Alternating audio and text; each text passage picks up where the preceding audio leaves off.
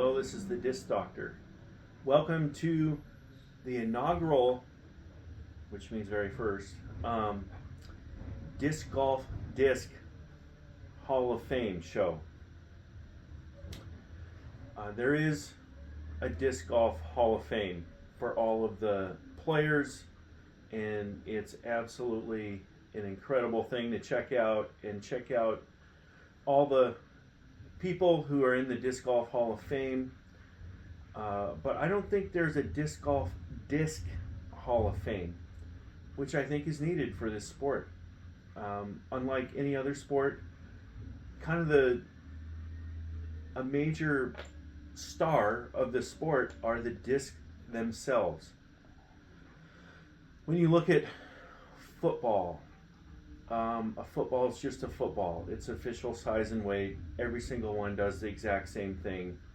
Hockey's just a puck, and the puck is just a puck. It's the same as every other one. Basketball, same thing. Ball golf, same thing. It's a ball.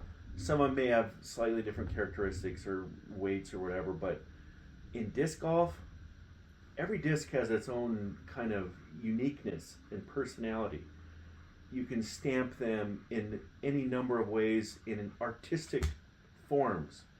And so today I want to induct 2 discs as the first disc in the Hall of Fame. This year there's no nominees. Probably next year around this time of year, July, we'll do another Disc Golf Hall of Fame and induct some more. I'll probably have some nominees for that, but this year there's just going to be 2, and they're pretty obvious. And the thing I'm looking for is, first of all, an impact on the sport.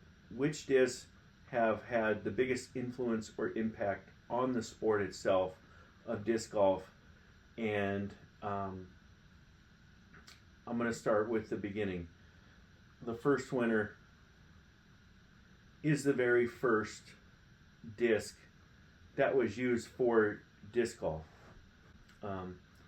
Also, just let me say that this isn't the Flying Disc Hall of Fame. This is specific for disc golf. I'm not going to induct like pie tins or the first Whammo, flying disc. These are the ones that are specifically used for disc golf, and this one is the very first one to ever be used specifically for disc golf. It's made by Whammo, and it's called the Midnight Flyer.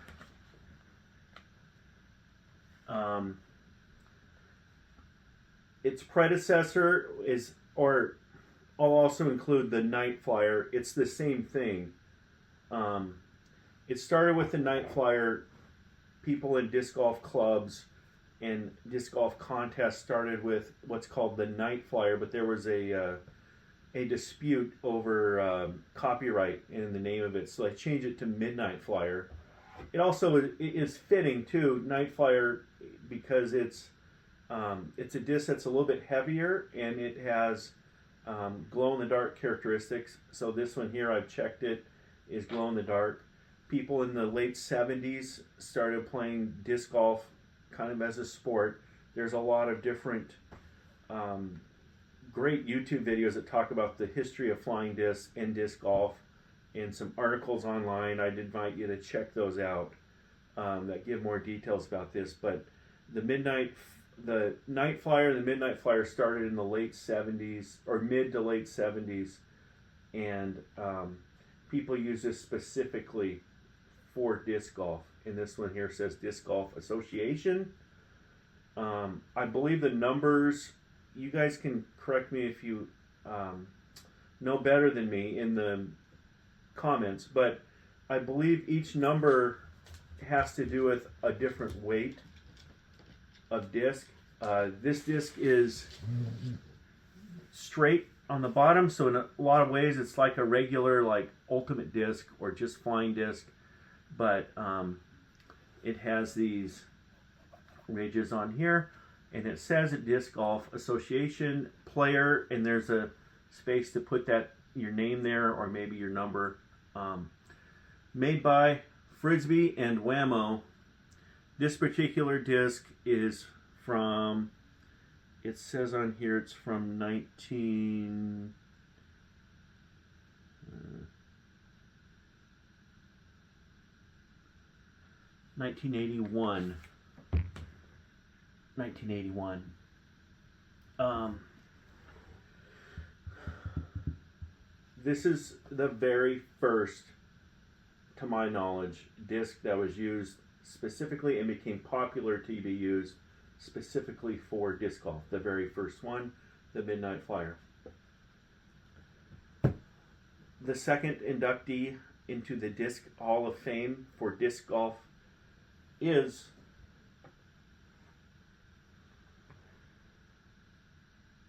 the Innova Eagle. This is the very first Innova product. At the time, it was called Champion Disc, and it was called the Eagle.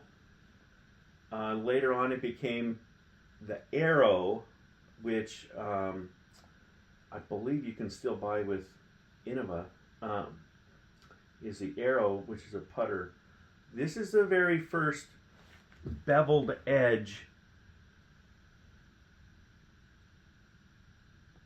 disc.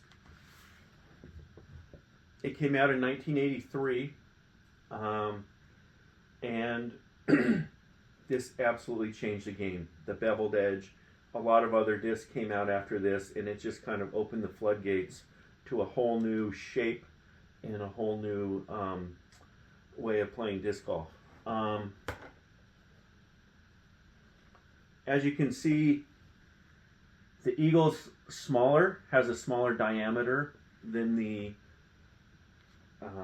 Midnight Flyer I have here. And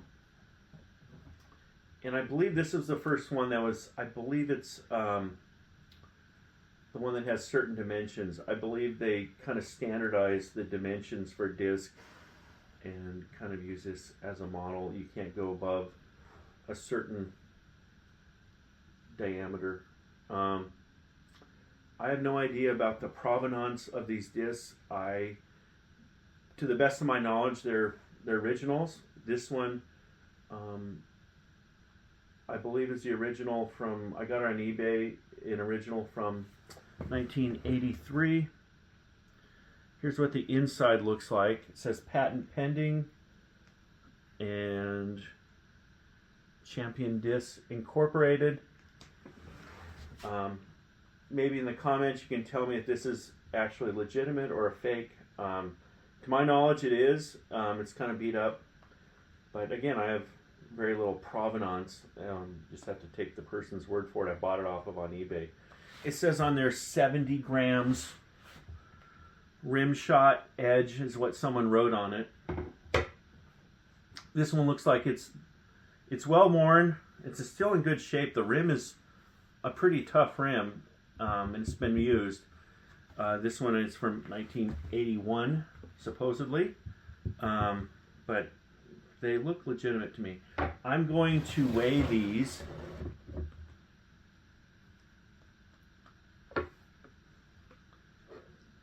On my scale here.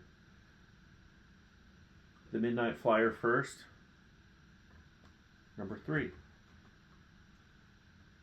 165 grams. So obviously a lot heavier than some of the other ones. This one says 170 on it. We'll see if it really is. 171. So pretty accurate. Congratulations to the Eagle and the Night Flyer or Midnight Flyer, which is the same thing. I'm going to go out and throw these and see what they're like. Okay, I'm going to see how some of these fly. Also, as you can see, the Midnight Flyer is bigger. I have a disc that fits all the way inside. I'm going to use the PA5 as like a control to compare these, because I figure the Eagle and the Midnight Flyer are kind of like a approach putter types of things. So I'm going to try the PA5 first.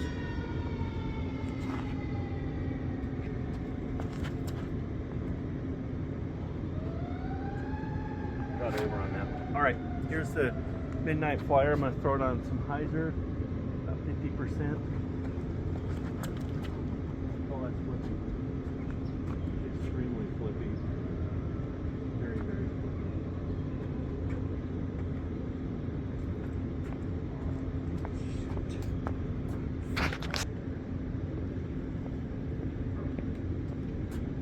Here's the Eagle. I'm going to put on some hyzer.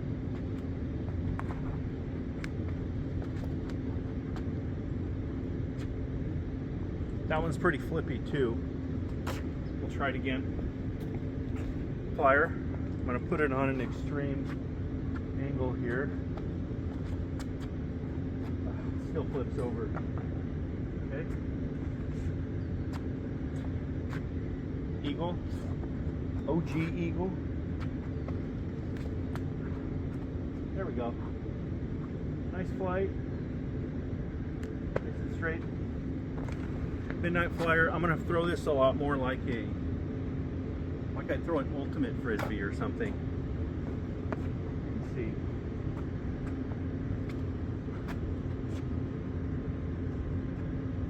That has a great flight.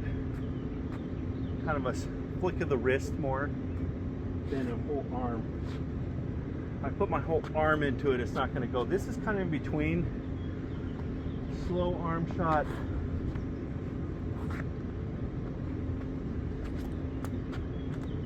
Gave it some height. Held the line, went over to the right. So I can kind of see the evolution from this, which is more of a flick of the wrist. You can't put a whole lot of arm into it or snap. You can't handle torque to this, who can, the OG Eagle can handle a lot more snap and a little bit more arm into it too, like a modern day disc. So I'm going to throw one more time with each. Midnight Flyer.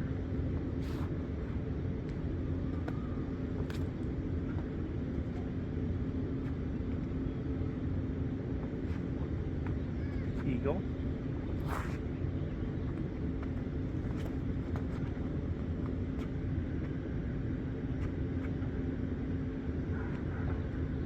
PA5.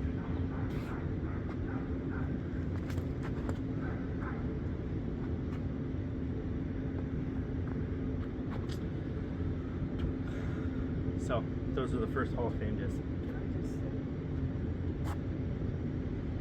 I would love to see more disc golf courses that are just, that you're not sharing with, or that not at a park that you're sharing with a lot of people. So many people walk up and down this path slowly. And I have to stop what I'm doing. The rest of the park has kids everywhere, so I gladly pay money for just a course only for disc golf. My 2 cents.